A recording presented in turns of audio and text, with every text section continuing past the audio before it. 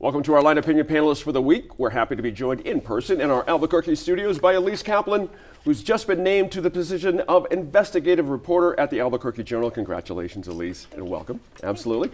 Right across the table, Senator Diane Snyder's here, and across the table back again, political psychologist and author Martha Burke. Thank you all for being here. Following 8 hours of public comment and debate, councilors in the town of Edgewood voted 4-1 last week to restrict access to abortion. Edgewood is now the 6th municipality to pass an anti-abortion ordinance, joining Eunice, Hobbs, Clovis, and Lee and Roosevelt counties.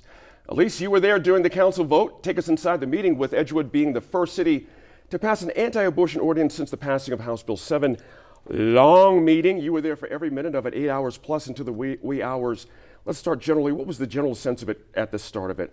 It wasn't a slam dunk. How many folks were for? How many were opposed? What happened there? Yeah, so it's super interesting. Like I pulled up right at 5 o'clock when I was starting, and there was, there's a line out the door. There was people, it was just packed. They had an overflow room. I talked to some of the security guards and officers, and they were like, "This is the craziest meeting we've ever seen." Obviously, everyone was like, "This is the biggest meeting Edgewood has ever had." And kind of, the reactions from the crowd, it definitely got the sense of that they were all very much in support of the ordinance, which follows the Comstock Act and would restrict access to abortion in Edgewood. But the way they would clap, the way they would laugh, the mood of the room did seem like it was in support of the ordinance itself. And then among the commissioners, it seemed everybody was taking it very seriously. There was a lot of debate and a lot of consideration about it, really. And I think the ones that did kind of oppose it were kind of worried about the financial cost of it more than anything. Interesting you mentioned that. Commissioner Brennan mentioned that, quoted, he mentioned it's going to be expensive. Do you think the other commissioners were in the same line with that? Was that the general sense of things? Certainly half of them, yes. Okay. I think that was a big concern for the mayor as well. Okay. Commissioner Powers also, he was very much kind of talking about that, like, do we really want to start this fight? Do we want to enter into this fray?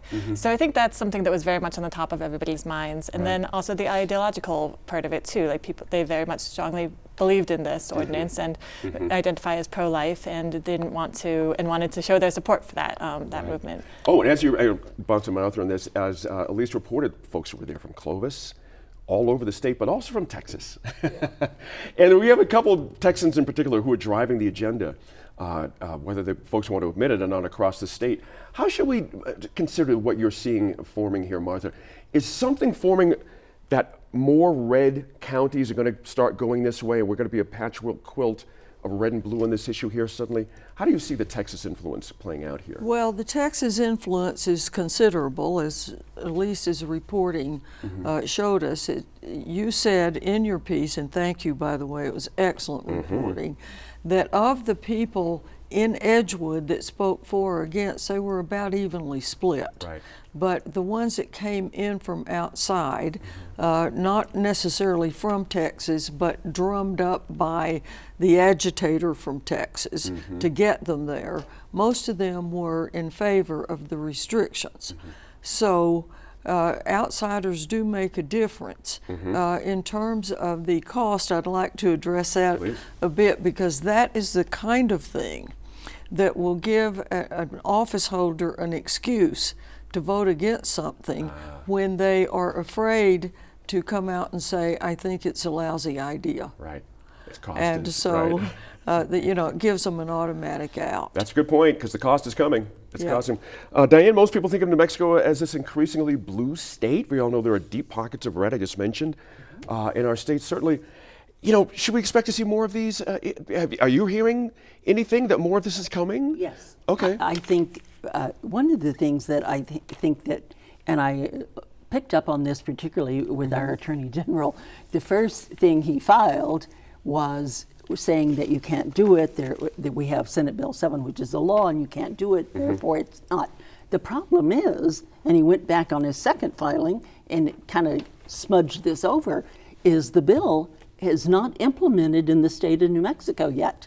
They did not put an emergency clause on it. Right. They didn't put a specific date, and they left it to follow under their constitutional rules that X amount of days after it's signed.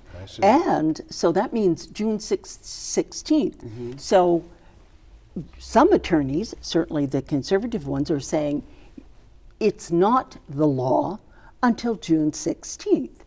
Well, technically, that's true. That, I mean, if we started changing that for every law we've done, we might as well not put any dates or have a constitutional decision on where they should be. However, it's kind of like, well, we know it's the law, or going to be the law, but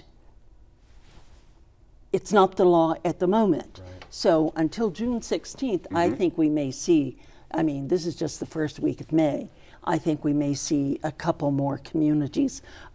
We haven't heard from the Northwest Corner. That's right. So much, That's and right. I can't imagine them not getting. That's an interesting point. Would that be the logical next place in your mind? In my mind, Would yes. have the yes. best chance at the county level and the city And level? the city, Okay. Aztec, Farmington, and of course San Juan County. But so I think, yes, to answer your question, yes, I do anticipate seeing a few more that will wrap themselves in the fact that it's not a law until it's implemented date.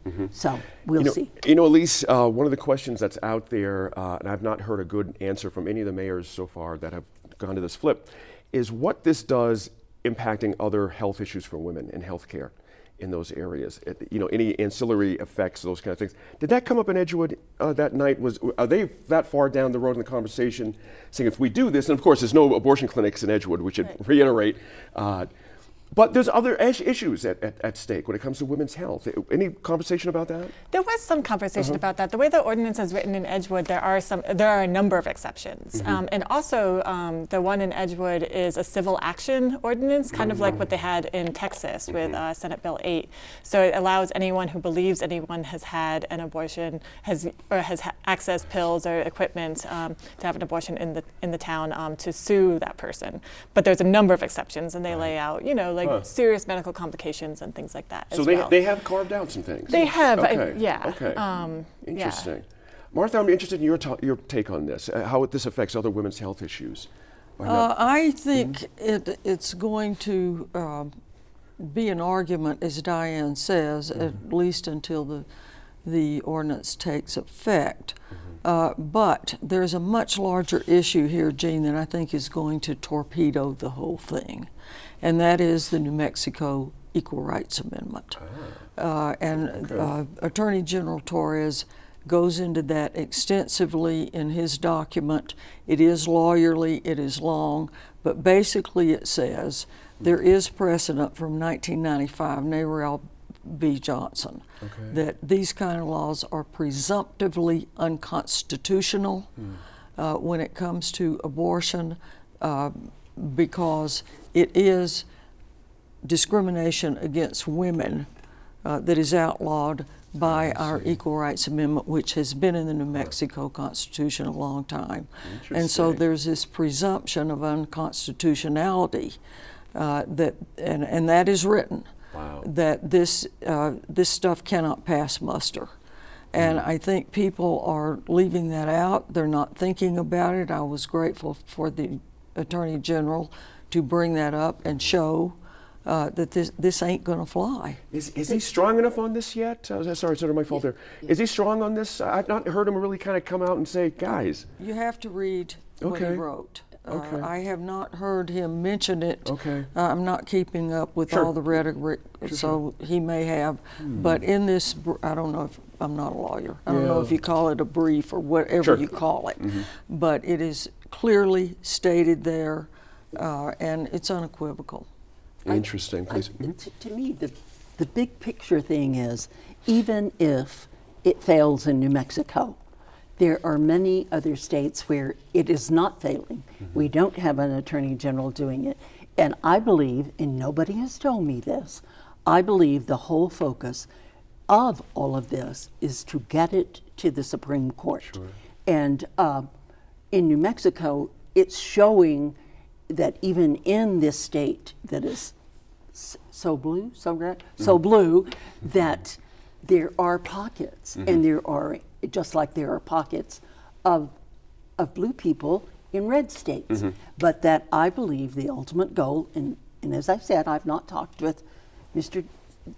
Davison, Dixon, whatever his name is, from Texas, but that's what I see as a big Sure. picture kind Sure. of thing. Yeah. And I read a couple articles where some independent, not non-biased, but nonpartisan writers talking about the fact is how are the people who are pro-choice going to solve this problem nationwide without it getting to the Supreme Court? Let me kind of jump in on that and kind of swing it back locally, because we've got Eunice, New Mexico, I mentioned in our list of municipalities here. Well, they're taking the fight right to the governor. I mean, they're suing the governor, and Attorney General Torres, the mayor of Eunice, made the announcement outside the U.S. Supreme Court building. You remember that in D.C. Eunice wants this case to get national attention. I mean, Eunice is the tip of the spear here in New Mexico. And Elise, are we going to be the face of the issue because of Eunice necessarily? They've already been in Washington. They're announcing. I think it's possible. I think Yeah. that lots of states are going through this as well. Right. So I think it's kind of a coalition of different red pockets and blue states that are also doing this. But yeah, I think it's very possible that Eunice or another New Mexico municipality could be the face of this, for sure. You know, the last word on this Supreme Court idea. If you're thinking it's just not going to get that far, some state's going to get it there. How do you see it at that point? Well, unfortunately, we do not have a federal equal rights amendment. Right. So that is going to factor in. The Senate voted last week to bring up the amendment again to see about ratification. Oh, interesting. The Republicans voted it down. Okay. They do not want a federal equal rights amendment, which we badly need. But I think it could get to the Supreme Court. I think they're pretty anguished already about the overturning of Roe. Right. And so I got to say one more thing, Please. Gene, about, and this came up in the Edgewood, and it keeps coming up. And I encourage our watchers and listeners to go to the Albuquerque Journal and read Elise's work. And woven into that are a couple of videos. And they are from both sides of the aisle, so to speak. But the one is two men, and they are calling on Christian principles, Jesus and so forth, and this is not God's will. They need to learn something. We do not live in a theocracy. We live in a democracy. And the church does not rule what the law says. If it did, here's what might be coming down the pike. There are churches that do not believe in blood transfusions. There are quite a number of churches that do not believe in medical care for children. It's interference in parental rights. This sort of thing. We don't live in a theocracy. Let's try to remember that. Good last point there. Thanks to our Line Opinion panel. I'll be back here at the table with this group to talk about the wider legal strategies at play here and how this could shake out on the state and national levels, as we just discussed. That's in less than 10 minutes.